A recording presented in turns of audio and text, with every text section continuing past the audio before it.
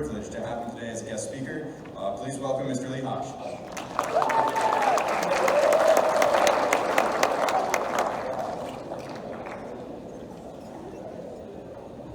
How's everybody doing this morning?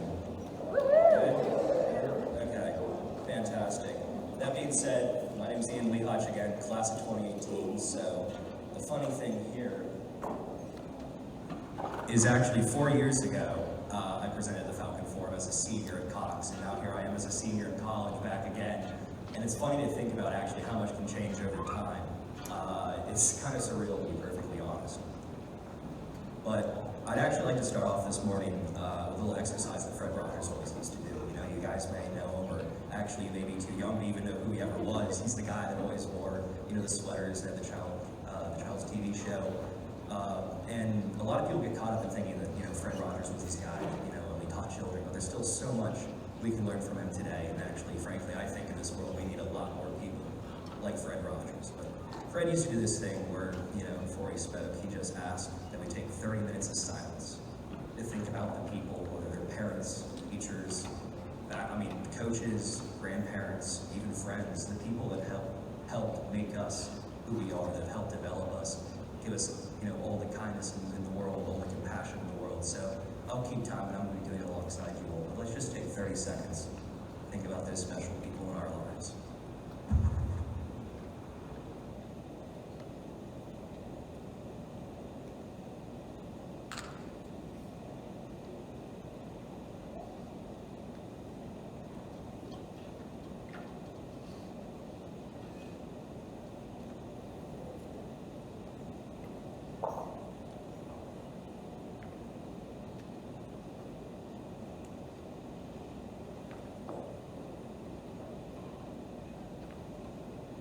Thank you all for doing that. And I just honestly want to go on to point two of, think about if those individuals knew that you were sitting there spending that time thinking about them, how very proud, how very honored they'd feel to know that they were the first people that came to your mind. I mean, for me personally, I know I thought about my grandfather, and actually a very special teacher here at Cox that helped shape me into who I am today, and that's actually Ms. Thompson right there.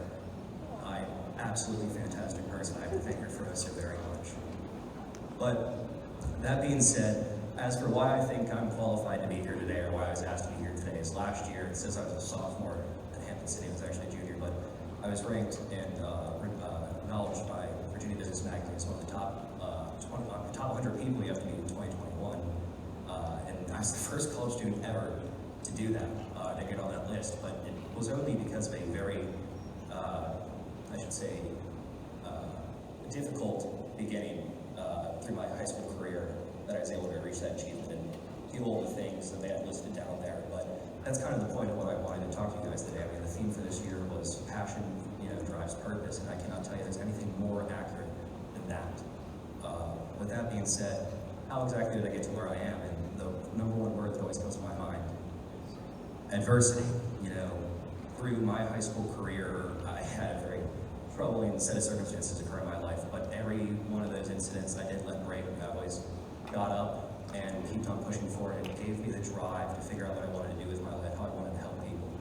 And the fact that because of that, I was able to move into all my professional career opportunities, which we'll get into inside a little bit. But the first thing I want to kind of do, because it's really easy for somebody to say, you know, when you get knocked down, get back up. It isn't inherently the easiest thing. There's a video I want to show you that's by Alvin Watts. He's a Taoist and Buddhist philosopher, but he had a story based on a Chinese fable about adversity, about how sometimes when life gets you down, you can't get beat up over it. You can't worry about it too much. So I wanted to start off with that. Once upon a time, there was a Chinese farmer who lost a horse, ran away.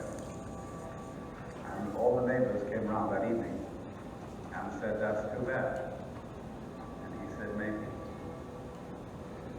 The next day, the horse came back and brought 7 wild horses with it. And all the neighbors came around and said, "Why, that's great, isn't it?" And he said, "Maybe." The next day, his son was attempting to tame one of these horses and was riding it and was thrown and broke his leg. And all the neighbors came around for the evening and said, "Well, that's too bad, isn't it?" The farmer said, "Maybe." And the next day, the conscription officers came around looking for people rejected his son because he had a broken leg. And all the neighbors came around in the evening and said, "Isn't that wonderful?" And he said, "Maybe."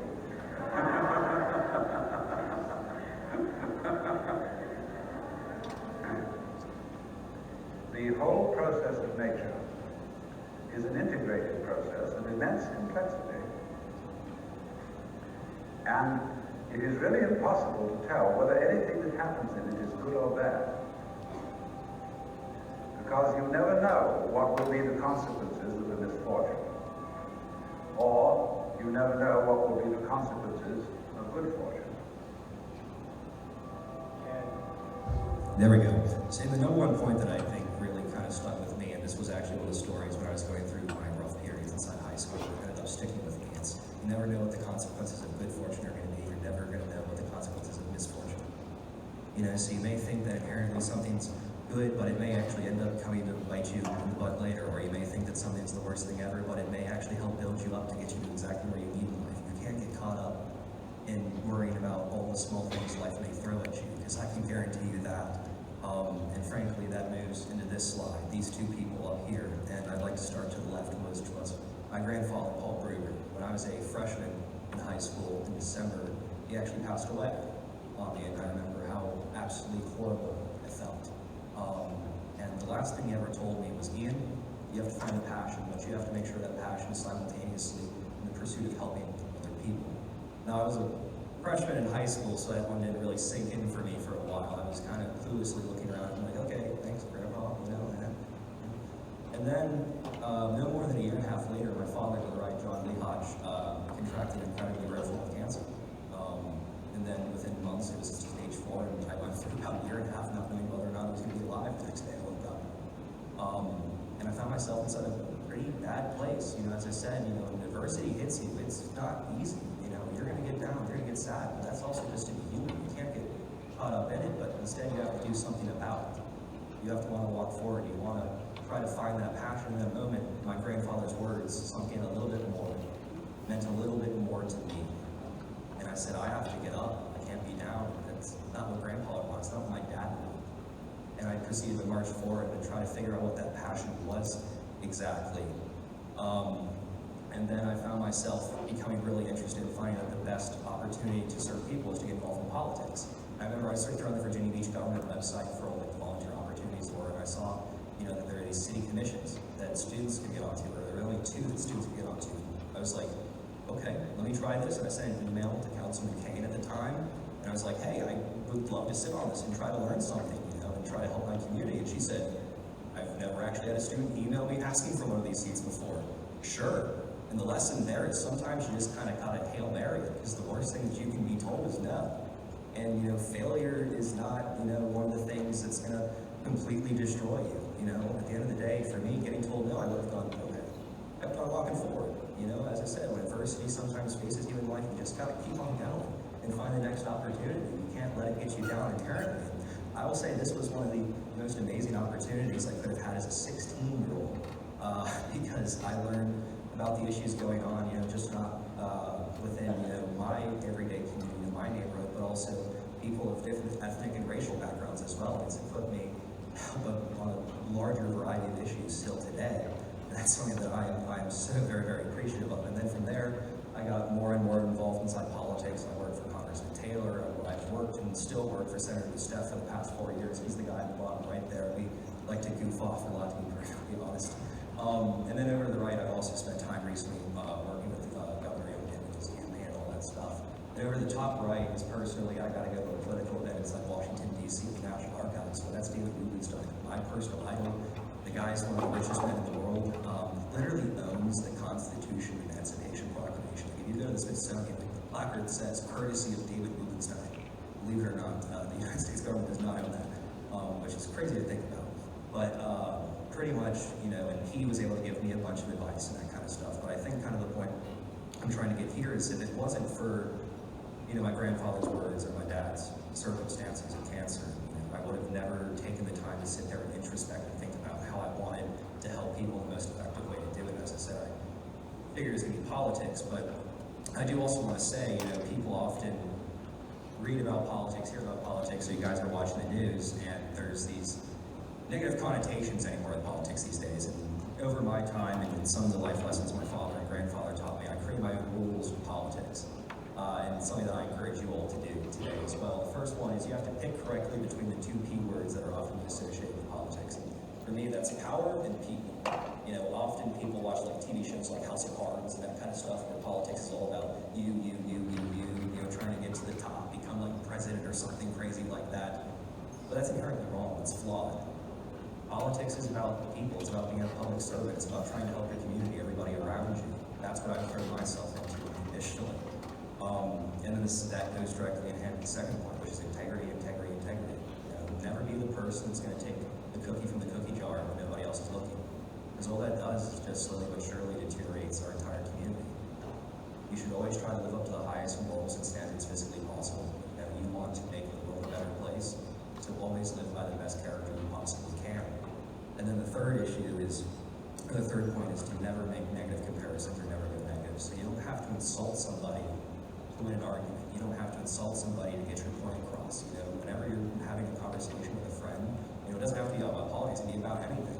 Don't be the person that says, that's stupid, that's dumb. Well, all you're doing is just degrading them and creating a more toxic world. There's no point to it.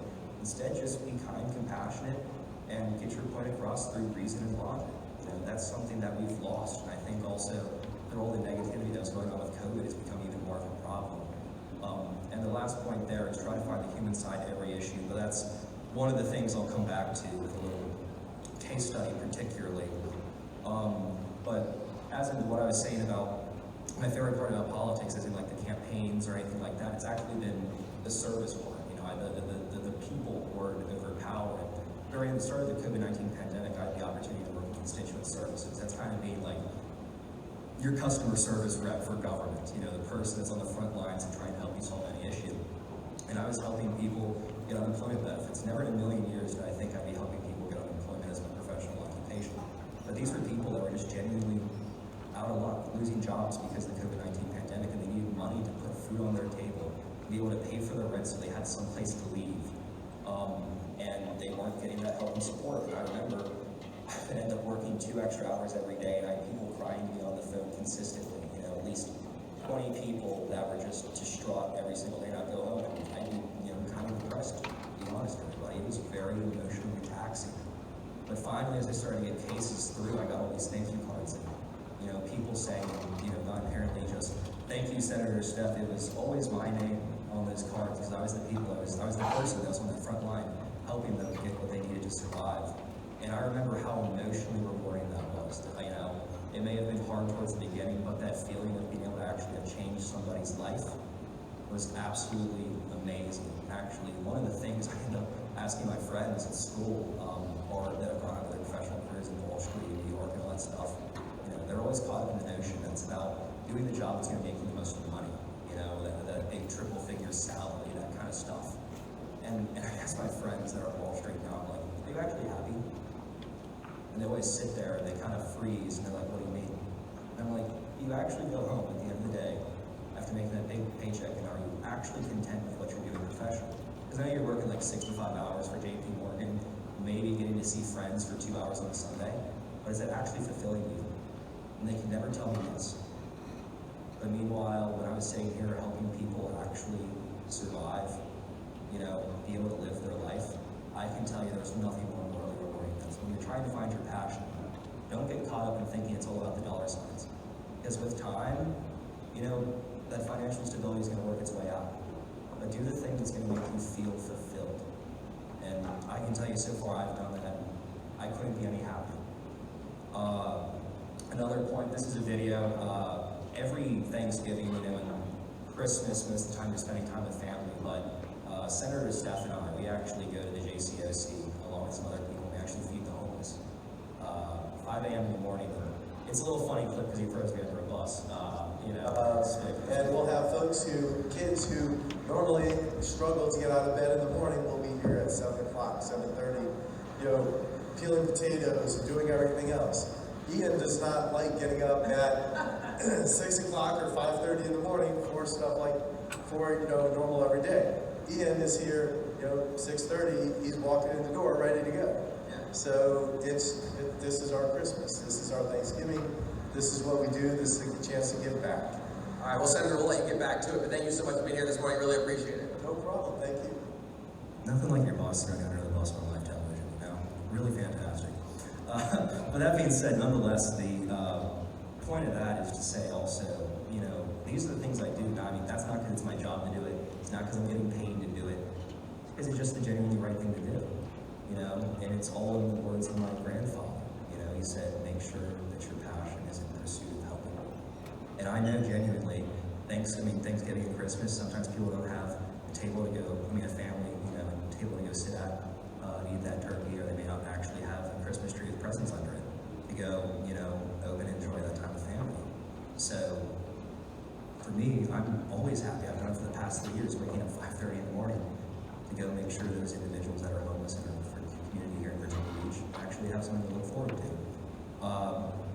But the other thing I will warn you guys and tell you is it's never too late to discover a new passion as well. Because for me, I thought like I was going to guarantee be working in politics or public service in some way, whether it's bureaucracy or whatnot, for the rest of my life. You know, until like the day I died was in the grave. That's kind of what I was doing. But turns out that when I get to college, I take a class in public history, which is, you know, the fields like archaeology, historic preservation, museum curation, stuff like that. And all of a sudden I'm hooked. I'm on it.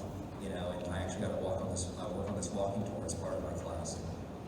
Pretty much what we ended up doing was putting together a walking tour of the untold African American history of Hampton City College.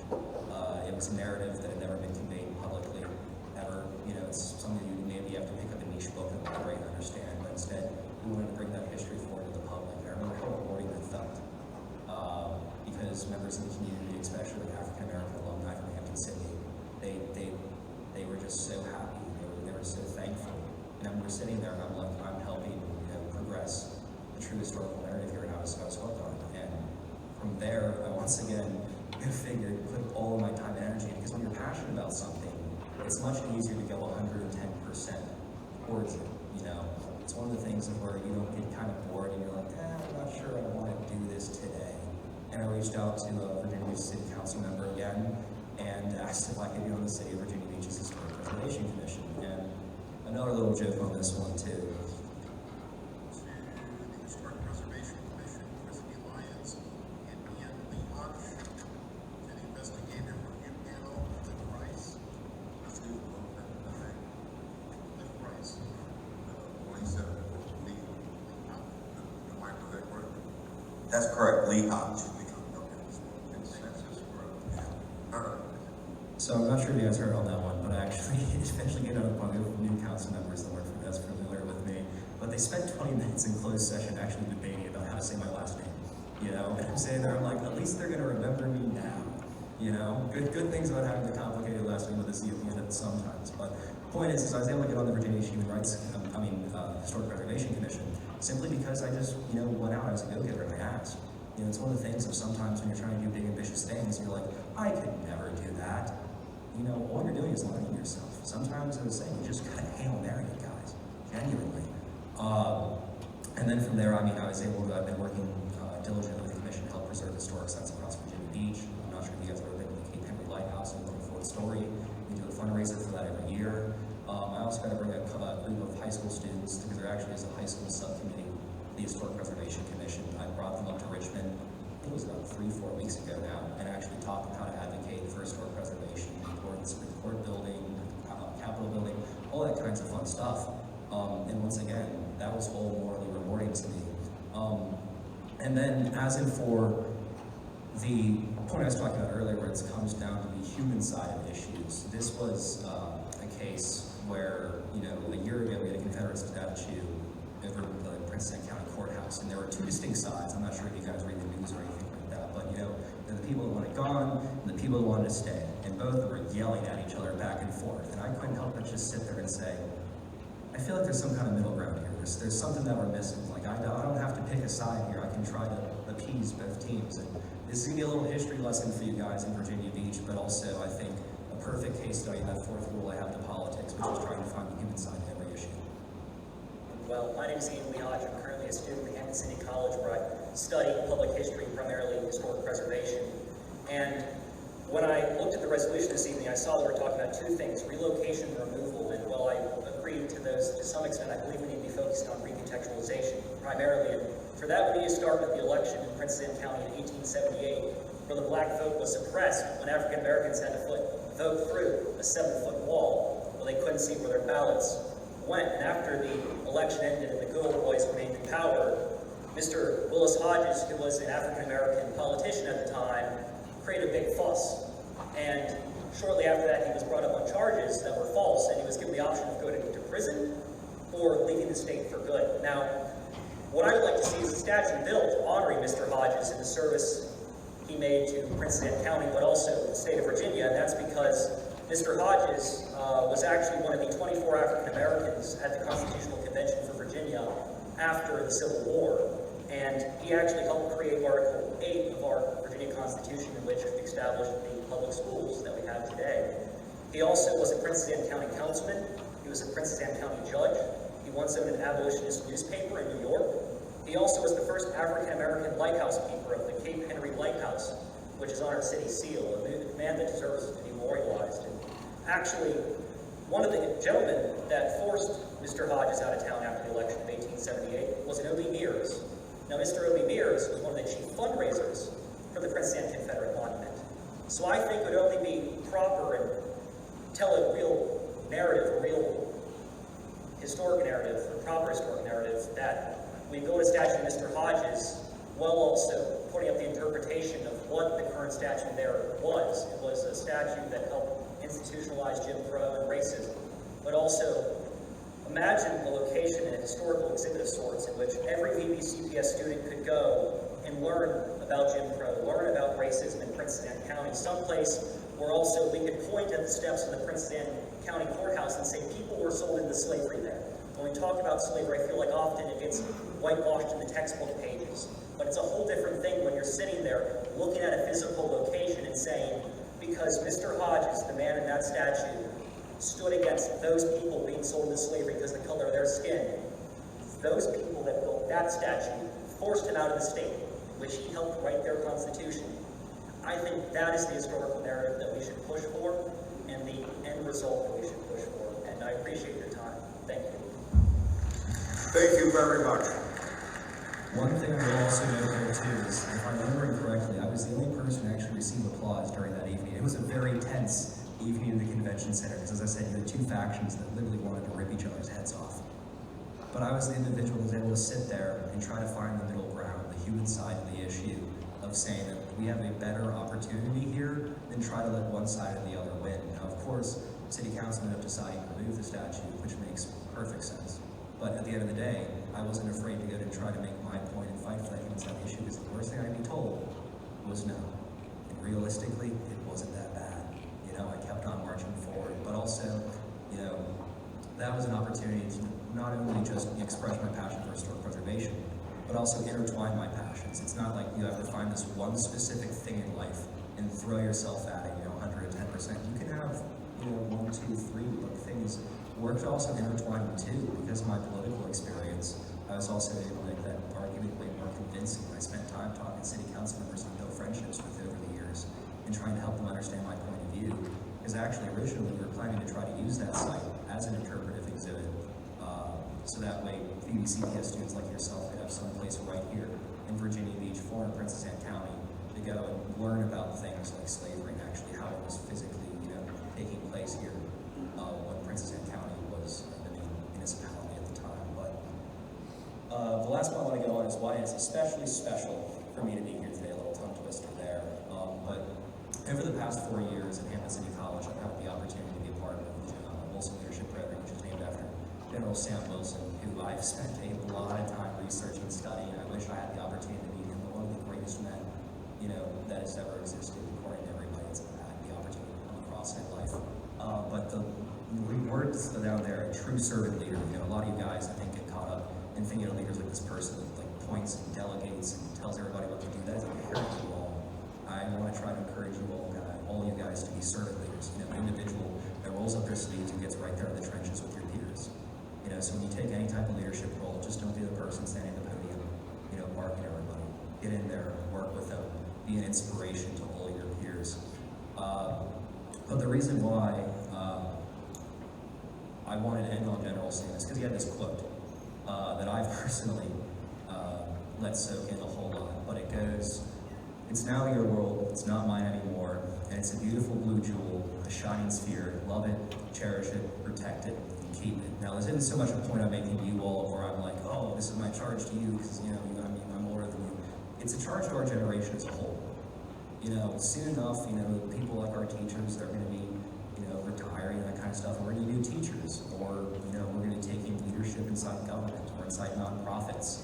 And that's why it's even more important for us to work now to find our passion, to go forward and truly do the things that we love to do. And when you find that passion, it makes it even easier to have the energy to go forward. And we need people to have those passions, to want to make a difference, to want to make this country, this state, this city, the best place it can possibly be. Soon enough, this blue sphere is going to be ours. I mean, think about it, 10, 20 years.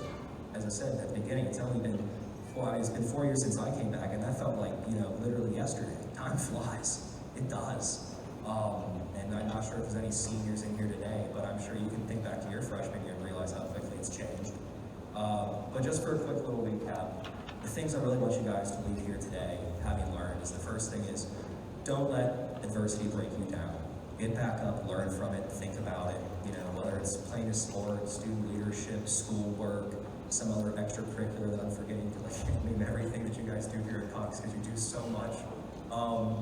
But also, I'm sorry I didn't inherently give you some secret recipe to finding your passion.